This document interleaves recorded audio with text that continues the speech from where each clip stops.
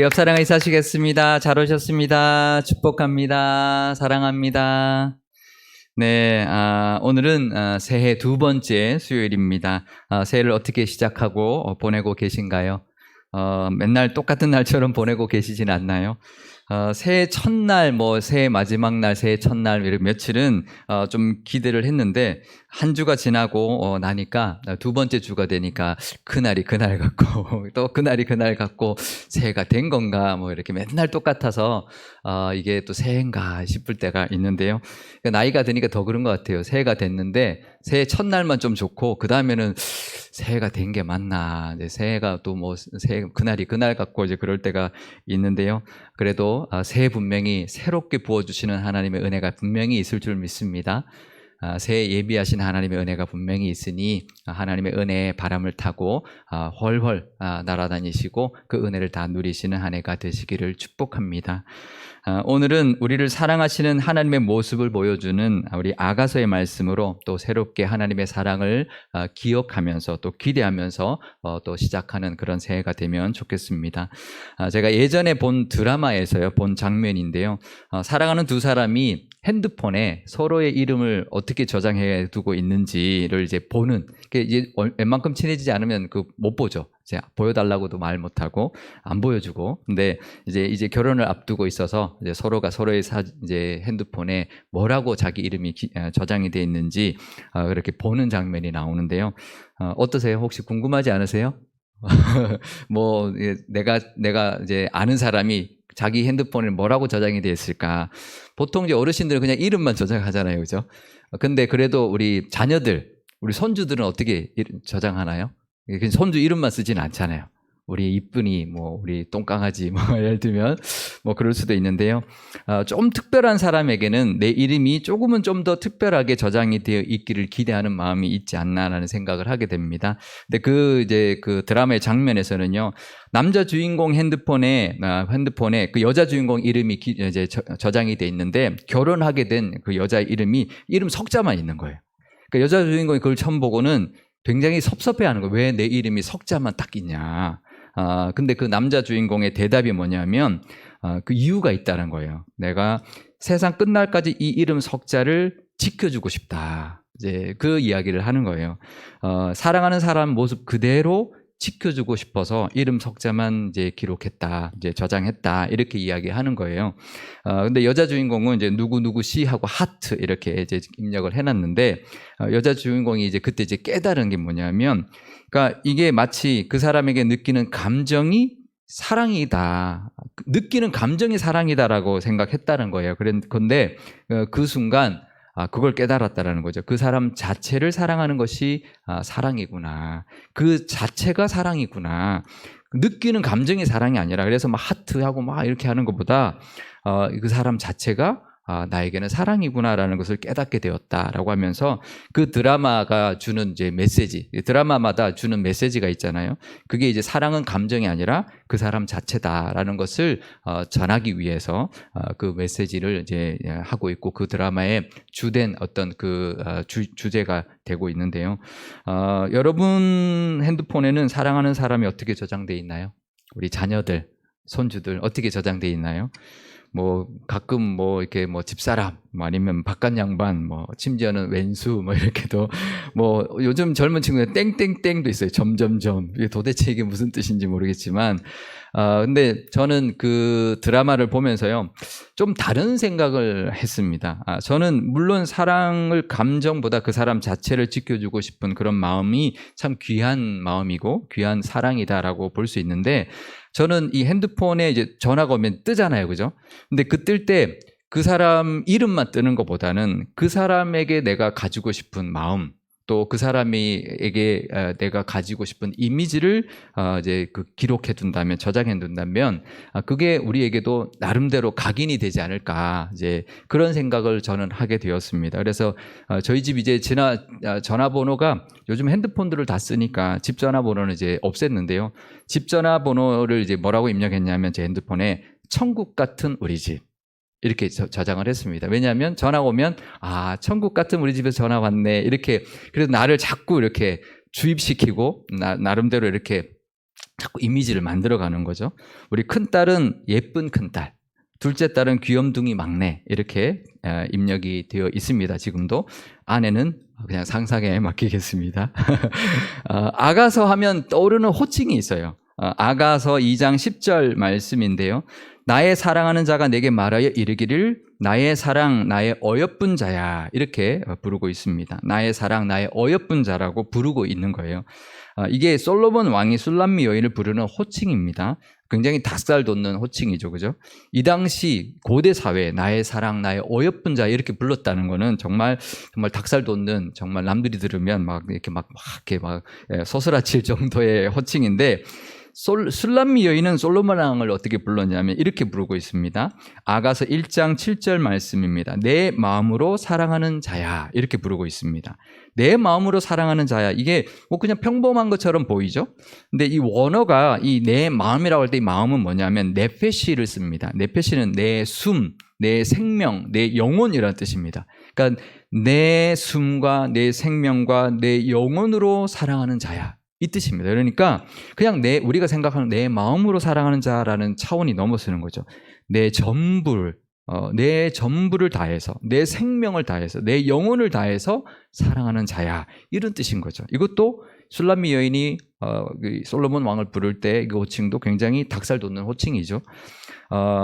그런데요, 우리는 하나님이 우리를 이렇게 보고 계신다. 나의 사랑, 나의 어여쁜 자야, 이렇게 보고 계신다는 거 기억해야 되고요. 하나님이 정말 온 생명을 다해서 예수님을 이 땅에 보내서 십자가에 죽이시기까지 사랑한 자라는 것을 우리가 기억해야 합니다. 우리가 그 하나님의 사랑을 입은 자, 그 사랑을 받고 있는 자라는 것을 기억할 수 있어야 되고요. 그렇다면 우리도 그 왕의 사랑을 받은 술람미 여인처럼 온 마음과 온 힘과 온 영혼과 온 생명을 다해서 하나님을 사랑할 수 있어야 할 것입니다. 우리 옆 사람하고 다시 한번 인사해 볼까요? 당신은 하나님의 사랑, 하나님의 어여쁜 사람입니다. 당신은 하나님의 사랑, 하나님의 어여쁜 사람입니다. 아멘. 그 마음으로 올 한 해 살아가시기를 바랍니다. 이 아가서는요, 솔로몬 왕과 술람미 여인과의 사랑을 이제 이야기하는 성경입니다. 그 이제 책인데요. 근데 두 사람의 사랑 이야기가 왜 성경에 들어 있을까요? 근데 성경에 들어 있는 정도만 아니라 이 아가서는 유대인들의 5권의 메길라라는 책이 있습니다. 두루마리인데, 메길라는 두루마리인데요. 5권의 두루마리가 있는데 그 중에 하나입니다. 그러니까 5권의 이렇게 성경이 쭉 있지만 5권만 추려서 절기 때마다 그것을 낭송했습니다. 그러니까 메길라에는 아가서, 룻기, 예레미야, 예가, 전도서, 에스더가 들어있는데요. 전도서는 초막절 때, 이제 가을에 이제 초막절, 수장절 때 이제 노래하는 겁니다. 전도서. 이게 인생의 추수를 이제 노래하는 것이죠. 또 에스더는 부림절의 배경이 되는 성경이기 때문에 부림절에 낭송이 되었고요. 예레미야, 예가는 성전 파괴의 기념일, 성전의 파괴를 슬픔을 노래했기 때문에 성전 파괴 기념일 그 절기에 예레미야, 예가를 낭송을 했는데, 룻기는요 오순절, 맥추절에 읽었습니다. 왜냐하면 룻기 배경이 그때이기 때문에, 밀수확기 그때이기 때문에, 그 룻이 이삭을 죽고 뭐 그랬을 때 그때 있었던 이야기이기 때문에 그때 읽는데요. 아가서는 언제 읽냐면 6월절에 읽습니다. 왜냐하면요, 이 6월절이 봄이잖아요. 그러니까 결혼 시즌 봄과도 어울릴 뿐만 아니라 이 6월절의 그 의미, 하나님의 그 지극한 사랑으로 택함받아서 이스라엘 백성들이 출애굽한 것을 기념하는 그런 날에 이 아가서, 그러니까 이 여인을 왕이 불러서 이제 그 왕궁으로 데려가는 그 이미지가 결국은 이 이스라엘 백성들의 하나님의 사랑을 입고 택함 받고 출애굽한 그것을 이제 이야기하는 것이다라는 거죠. 그것을 상징하는 성경이기 때문에 아가서가 단순히 그냥 왕과 한 여인의 사랑 이야기가 아니라 그것을 통한 하나님이 우리를 사랑하신, 하나님을 우리 민족을 사랑하신 그 말씀으로 받고 낭송했다라는 것이죠. 그래서 아가서는 그냥 단순한 두 사람의 사랑을 넘어서 만왕의 왕이신 하나님과 이스라엘 백성들 간의 과의 사랑을 이야기하고 있는 것이고요. 그러니 우리에게도 그런 의미가 있습니다. 이 아가서는 우리에게도 신랑 되신 예수님과 우리의 사랑을 노래하는 것이라고 볼 수 있고요. 그래서 이 말씀을 통해서, 이 아가서의 말씀을 통해서 하나님의 그 크시고 우리를 지극히 사랑하신 그 사랑을 깨닫는 시간 되면 좋겠고, 또 그 사랑 붙들고 또 살아가시는, 또 시작하는, 또 기대하는 새해가 되시기를 바랍니다.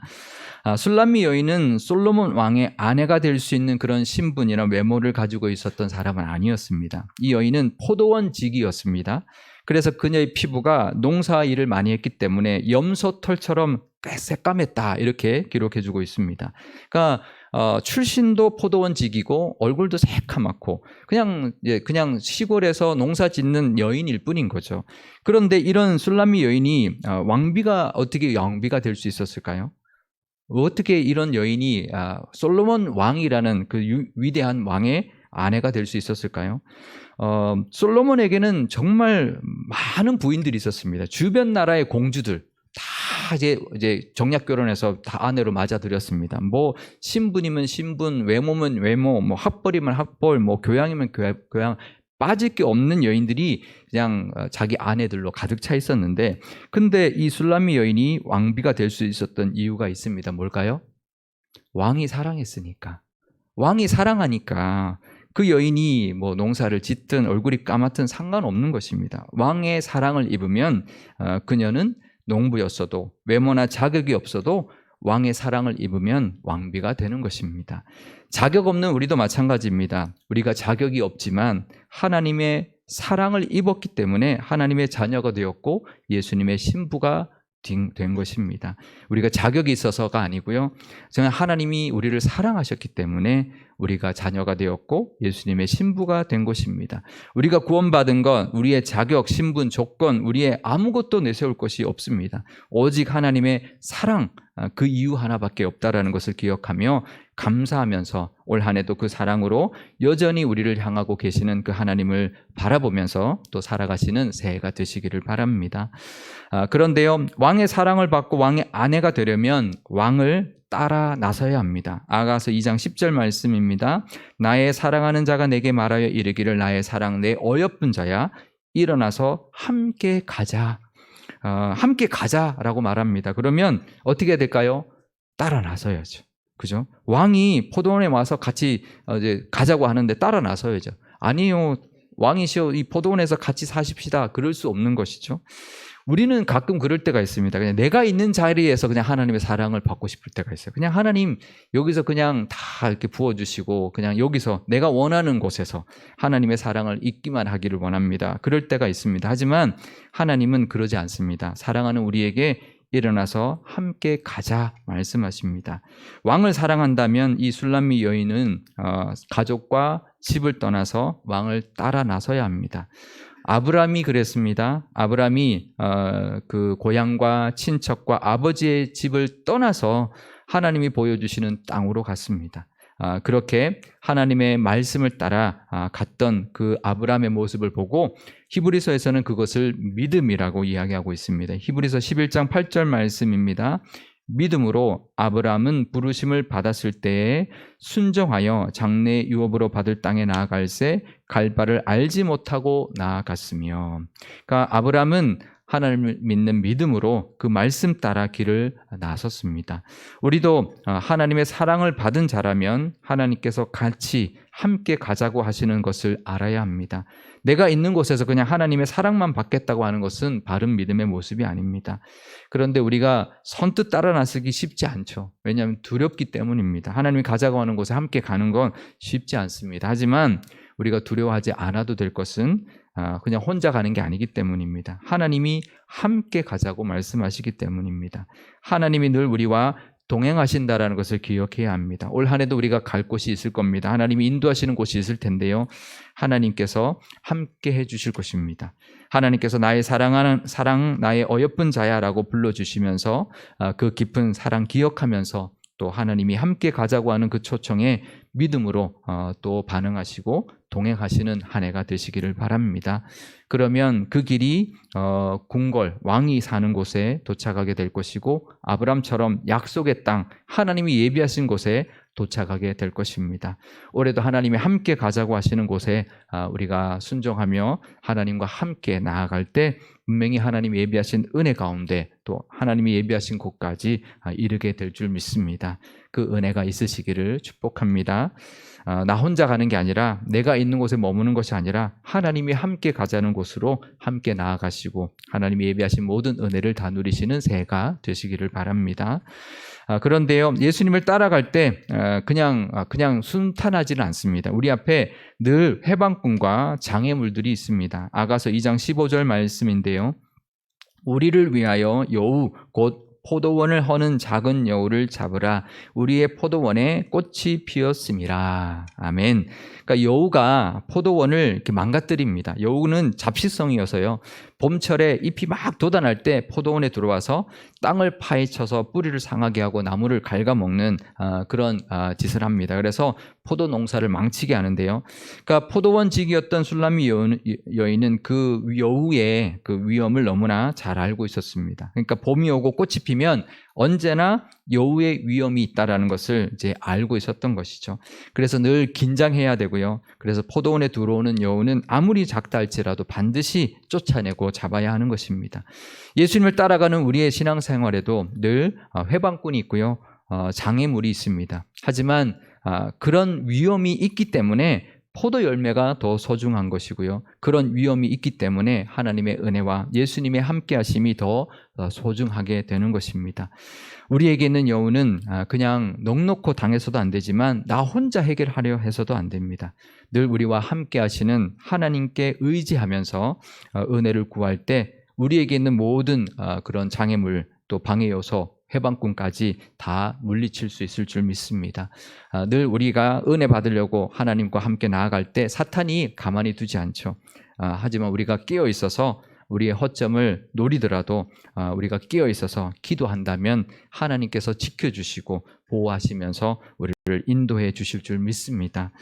그래서 누가복음에도 이렇게 말씀하시죠. 21장 36절 말씀입니다. 이러므로 너희는 장차 올 이 모든 일을 능히 피하고 인자 앞에 서도록 항상 기도하며 깨어 있으라. 아멘. 늘 우리가 깨어서 기도하면서 여우가 들어오지 않도록 깨어 있는 것처럼 우리가 깨어 있어서 늘 우리를 향한 하나님의 은혜를 기도함으로 말미암아 우리에게 오는 그런 유혹과 또 위협과 모든 방해도 다 물리치고 또 하나님의 은혜를 누리는 새해가 되시기를 바랍니다. 아가서 2장 16절 말씀입니다. 내 사랑하는 자는 내게 속하였고 나는 그에게 속하였도다. 당신은 내게 속하였고 나는 당신에게 속하였습니다. 이 말 어디서 많이 들어본 말 같지 않나요? 예수님이 그렇게 말씀하셨죠. 요한복음 15장 5절 말씀. 나는 포도나무요 너희는 가지라. 그가 내 안에 내가 그 안에 거하면 이렇게 말씀하십니다. 그러니까 당신은 내게 속했고 나는 당신에게 속했다. 나는 그 안에 그가 내 안에. 이게 같은 말씀이죠. 이게 그 당시 고대 이스라엘 사람들의 혼인서약의 말입니다. 당신은 내게 속하였고 나는 당신에게 속하였습니다 라고 고백하는 것이 혼인서약입니다. 그러니까 예수님이 말씀하신 이 포도나무와 가지 이 비유도 같은 말씀인 거죠. 하나님과 우리와 함께하는 하나님과 우리를 맺어주시는 그런 혼인서약과 같은 말씀이라는 것입니다. 하나님은 이 서약을 우리에게 말씀해 주시고 또 지켜주고 계십니다. 우리도 하나님 안에 또 우리도 하나님 안에 하나님도 우리 안에 거하심으로 말미암아 하나님과 함께하는 예수님과 함께하는 신랑 되신 예수님의 그 은혜를 누리는 그런 신부의 삶으로 살아가시는 그래서 열매가 우리 포도나무 가지에 열매 맺듯이 열매가 가득한 그런 삶을 사시기를 바랍니다. 그런데요 우리가 어떻게 하나님 안에 거할 수 있을까? 그것은 말씀이 우리 안에 거할 때 가능하다고 말씀하고 있습니다. 요한복음 15장 7절 말씀입니다. 너희가 내 안에 거하고 내 말이 너희 안에 거하면 무엇이든지 원하는 대로 구하라. 그리하면 이루리라. 아멘. 올해도 하나님의 말씀을 늘 품고 사는 것이 하나님을 내 안에 두고 살아가는 것이고 나도 하나님 안에 거하는 모습이 될 것입니다. 그럼 분명히 하나님이 우리에게 맺어주시는 열매와 예비하신 모든 복을 누리게 될 것입니다. 하나님께 만약에 핸드폰이 있다면 우리가 뭐라고 저장되어 있을까요? 나의 사랑, 내 어여쁜 자야, 이렇게 기록되어 있을 겁니다. 모든 사람에게 너도 나의 사랑이고 나의 어여쁜 자다, 이렇게 다 입력되어 있을 겁니다. 하나님은 우리를 가장 사랑하는 눈으로 바라보시고 또 가장 사랑스럽게 우리를 부르시면서 올해도 함께 가자, 동행해 주실 것입니다. 우리는 그 하나님을 우리도 이 술람미 여인처럼 온 마음과 온 정성과 온 힘을 다하여 사랑하며 하나님이 내민 그 손을 잡고 또 올 한 해 길을 따라 나서고 또 함께 동행하는 귀한 한 해가 되시기를 바랍니다. 또 가다 보면 분명히 우리 주변에 있는 풍경으로 또 우리의 눈이 한눈 팔게 될 것이지만 또 우리는 우리 사이를 갉아먹는 여우 같은 방해꾼들도 있겠지만 그럴 때일수록 우리는 더욱더 신랑 예수님을 찾고 예수님 곁에 머물면서 예수님에게 붙어 있음으로 말미암아 여우도 쫓아내고 또 우리의 사랑을 방해하는 것도 다 이겨내는 한 해가 될 줄 믿습니다.